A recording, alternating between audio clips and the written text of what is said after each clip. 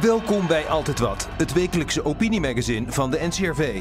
Amerika door de ogen van Bruce Springsteen, een roadmovie aan de vooravond van de presidentsverkiezingen. Rutte en Samsom zijn eruit en willen de schuldenberg van Nederland aanpakken. Amerika gaat volgende week naar de stembus en ook daar zijn de schulden een oplopend probleem. Terwijl Europa worstelt met de schuldenproblemen van Griekenland, Spanje en Portugal, wordt de schuldenberg aan de overkant van de oceaan steeds maar groter. De Amerikaanse overheidsschuld is op dit moment ruim $16 biljoen. Dat is 16.000 miljard. Een 16 met 12 nullen. En de teller loopt door. De afgelopen 4 jaar is er elke seconde ruim $47.000 bijgekomen. Dat is meer dan $4 miljard per dag. Per Amerikaan is de staatsschuld ruim $50.000. Per belastingbetaler is dat zelfs ruim $140.000.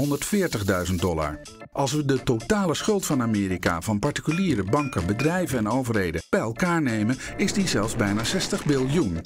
De overheidsschuld loopt zo op omdat de Amerikaanse overheid meer uitgeeft dan er aan belastingen binnenkomt.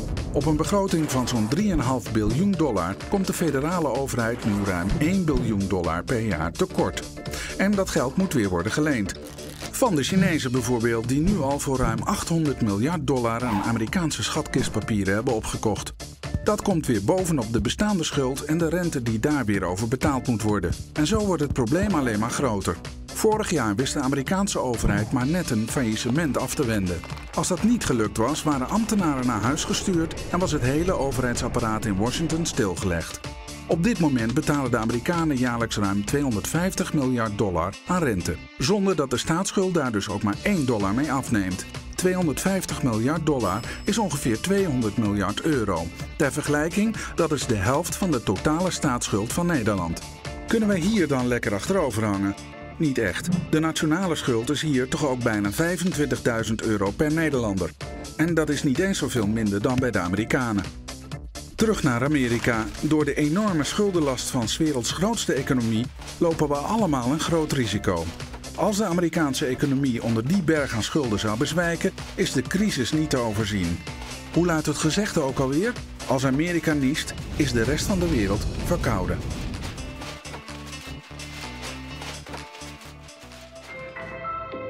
Rocklegende Bruce Springsteen geeft in zijn songs een stem aan de hardwerkende Amerikaan. Maar wie is dat eigenlijk? En wat vindt die van Obama?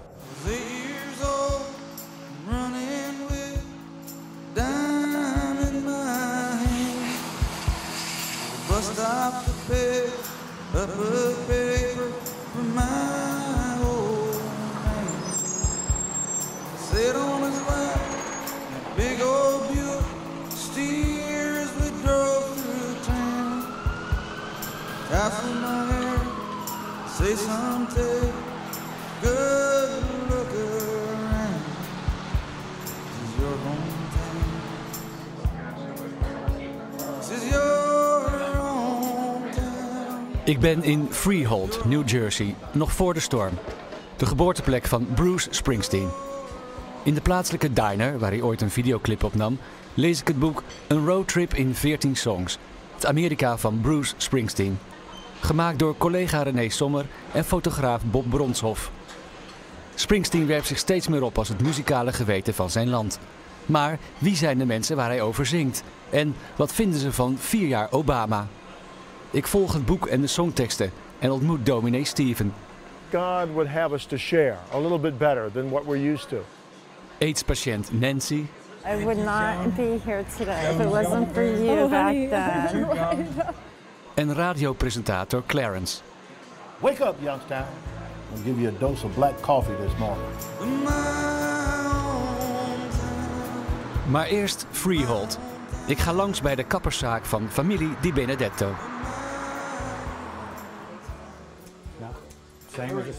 He had an uncle that had a dry cleaning business down the street. So I used to go down and talk to the uncle. And I used to see him come in there like he was in grammar school. He was just a kid, you know, with long hair. Did you ever cut his hair? No. No? No, never in my life. And your father? Well, he said my father and another barber that was in here named Andy Palladino had cut his hair. But I wasn't, at that time I wasn't cutting hair. I never started till 51.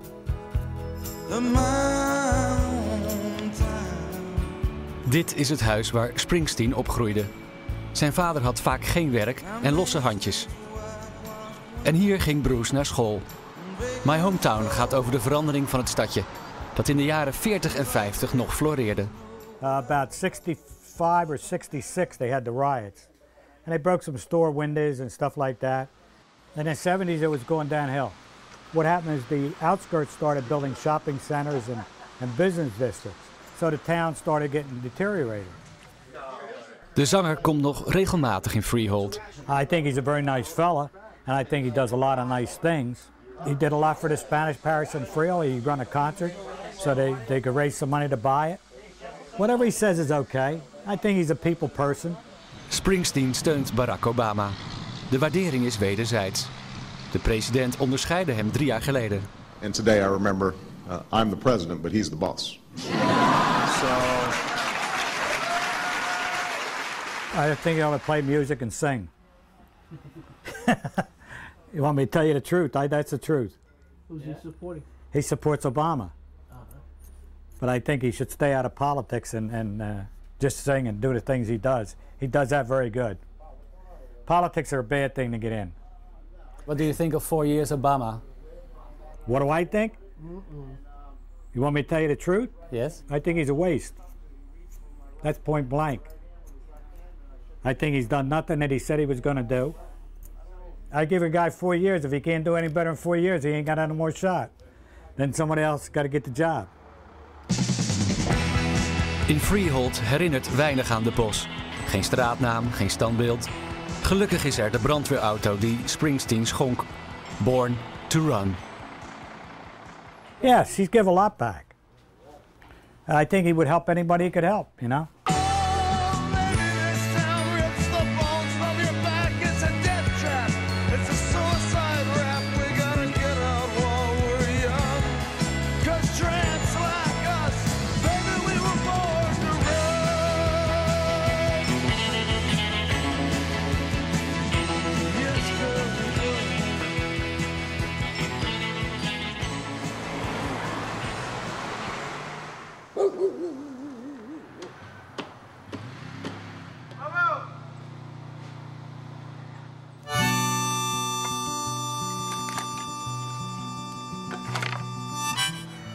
Ik ben in Tent City, bij Lakewood, nog steeds in New Jersey. Hier wonen sinds de crisis zo'n 80 daklozen in tenten. Het kamp is opgericht door dominee Stephen Brigham. This is pretty much community center, town center right here. The grills, they'll cook here. We've got the kitchen area here, the shower. So this is kind of like the town center. Here's our shower. Yeah, this is Dave over here. He's shaving his head for the day. Good morning, sir. And here we have a shower, and you can regulate it with the hot and the cold water here, so you can get the type of shower that you like. Hot water heater, it's fueled by propane.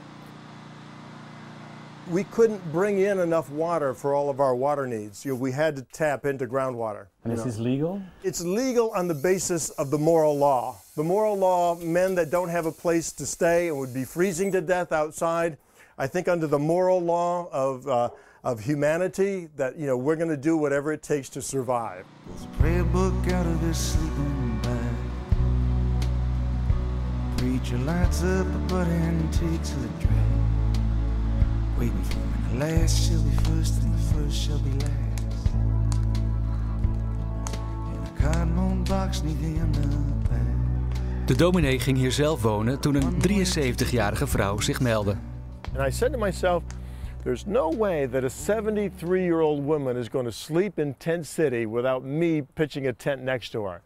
So I pitched a tent next to her. We were able to find her housing about a month and a half later. And I just decided, well, let me stick it out. Let me stay. So I stayed through that winter and been here ever since.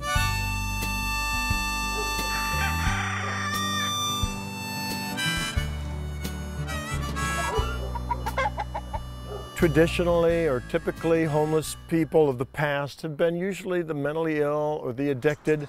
Lately, we've got a new population that have been coming into Tent City, and this is the people that are losing their jobs and just not able to keep up with the cost of living.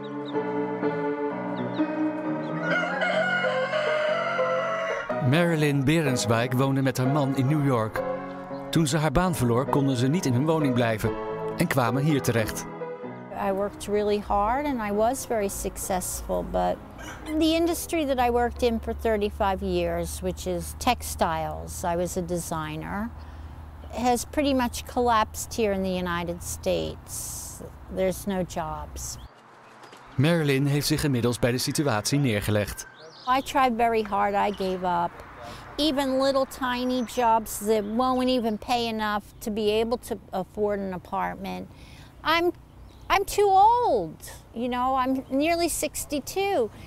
People want somebody young in entry-level positions. They're not interested in training someone who's retirement age. Het werkloosheidscijfer in Amerika zakte onlangs naar 7,8%. Een succesje voor Obama. Hij pakte Wall Street aan, maar deed dat volgens velen niet met de rest van het bedrijfsleven. Marilyn heeft het vertrouwen in de politiek verloren. They have never done anything for me. I think it's all a big joke, politics in this country. I certainly don't blame Obama. There have been certain economic structures that have been going on since Reagan that have created some of the situation that's going on now. Obama is doing just as good as anybody else could do. He's probably more adept to understanding the needs of this population than most people would be. So I think it's hard to, really criticize him. He probably is doing the best that he can do under the circumstances.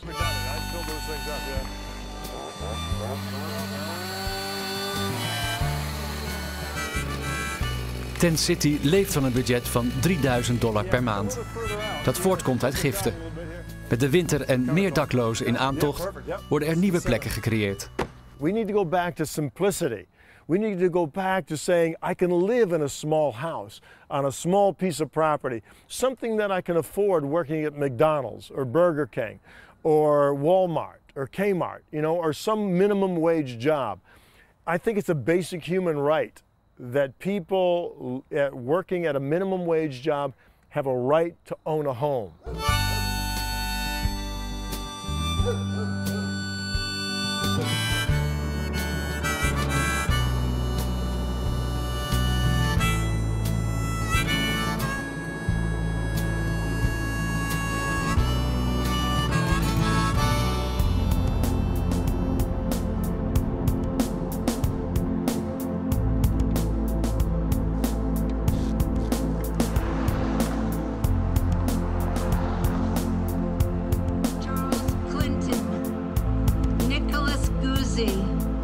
Herman West, Robert Allen Spector, James Harris, John Rock Hudson, Liberance, Jeff Kenneth Hawkins, Sade, Kurt S. My thoughts, Chris the Vaughn. memories of them passing away. When probably 80% of them probably passed away from the treatment back then. Deborah Goodrich, Where they would be Brad today. Davis, Robert Reed, Dilda, And grateful that I'm here today. Joan Sim. I was bruised and battered, I couldn't tell what I felt. I was Andrew Mark. unrecognizable to myself. I saw my reflection in a window and didn't know my own face. Oh brother, gonna leave me wasting away in the streets of Philadelphia. Op de dag dat ik in Philadelphia ben, is de jaarlijkse AIDS-walk. Om geld op te halen. Nancy is er ook. Ze vertelt haar heftige verhaal. Mishandeld door haar eerste man, kinderen kwijtgeraakt, verslaafd aan drugs en in de gevangenis beland. I ended up taking an HIV test and found out that I was HIV positive. And of course, the feelings that I had at that point was like, how am I going to tell my mom? What about my kids when they're found? And then telling my boyfriend at that time. And when I did tell him, his reaction was that he knew, because he knew that he was positive and just didn't tell me that he was. Yeah, I kind of thought life was over. Haar vriend overlijdt En Nancy wordt heel erg ziek. I ended up in the hospital close to 4 months on IV antibiotics and had really bad fevers. They had to keep me on the colon blanket. And at that point, like, they had me in an isolated room and people coming in with gowns, and like I felt like so diseased and like infectious, and they wouldn't let me leave my room. So that was a little bit hard. Nancy neemt me mee naar de streets of Philadelphia. In de homowijk vielen in het begin van de epidemie de meeste slachtoffers. The song came out in '94. Is it something you identify with? Yeah, but in a dark, twisted, like painful way. Like when I hear it, it takes me back to like all that pain and the suffering, and to still see so many people still suffering, you know. Door nieuwe medicijnen kwam Nancy er bovenop. Ze werkt nu bij Fight, waar ze onder meer HIV-testen uitvoert. My 2 pills that I take on a daily basis has worked wonders for me. Like, I got my health back, my strength, you know. It truly is a miracle. So we are miracles in progress, that's for sure. Woo! Good job! In 2008 stemde in Philadelphia 83% op Obama. Nancy ook. Dat gaat ze nu weer doen. De president zorgde voor een nieuwe ziektekostenverzekering en bracht de prijs van HIV-medicatie naar beneden. Maar er is nog werk te doen. There's still some states in America that are on a waiting list to get their medications, which I think is kind of, you know, sad, because that's somebody's life. They're working on that, but I know that there's still states that still have that. Yeah, you completed! Woohoo! Good job! Nancy heeft weer contact met haar kinderen en is oma geworden. I always felt like back then I didn't really have a life, you know, and today, like, you know, HIV and AIDS gave me a life, you know. It's amazing. Makes me, yeah, not take things for granted, put it that way, you know. Yeah.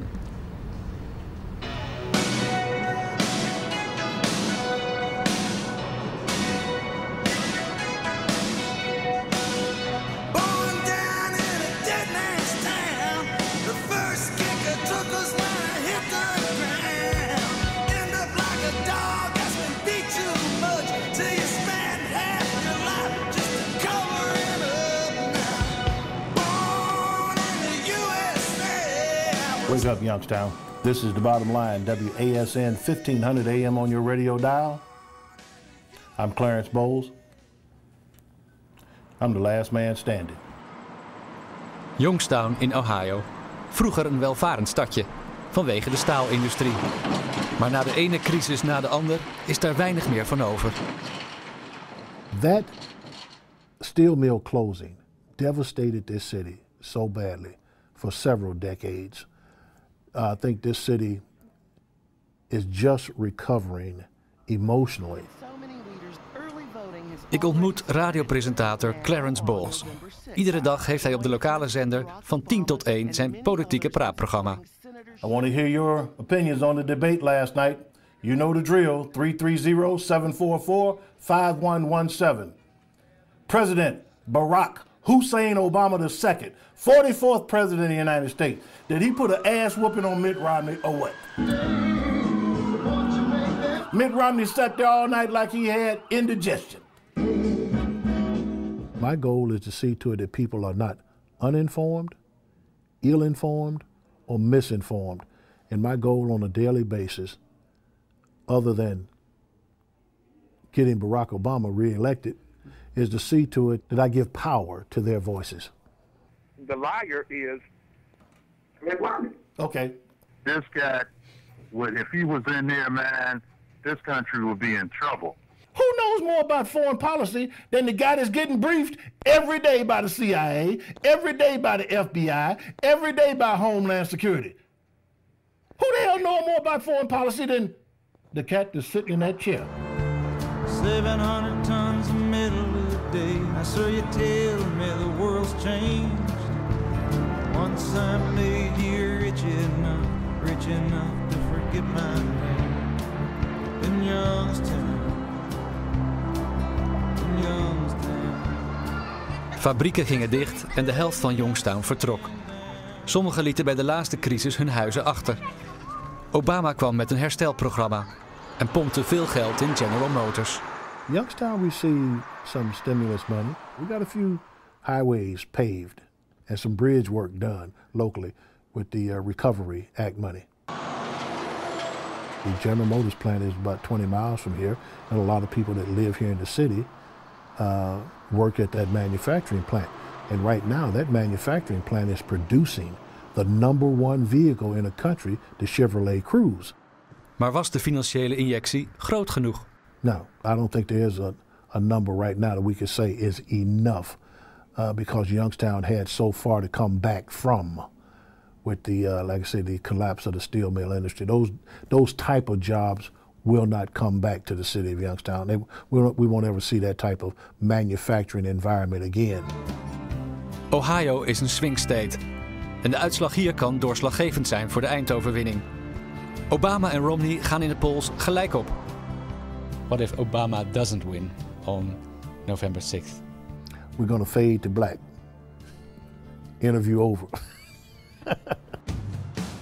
Het nummer We Take Care of Our Own wordt na iedere speech van Obama gedraaid.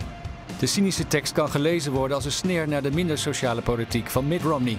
Bruce is sinds kort mee op campagne. And I believe we are in the midst of those long days right now. And I'm here because I believe President Obama feels those days in his bones for all 100% of it.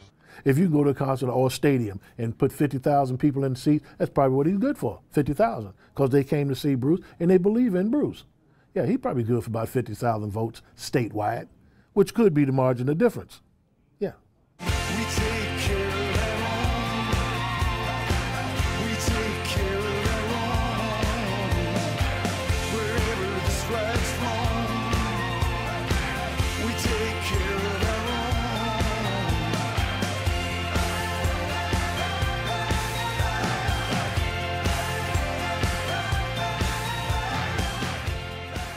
Bedankt voor het kijken en graag tot volgende week. Want op dinsdag is er altijd wat op tv.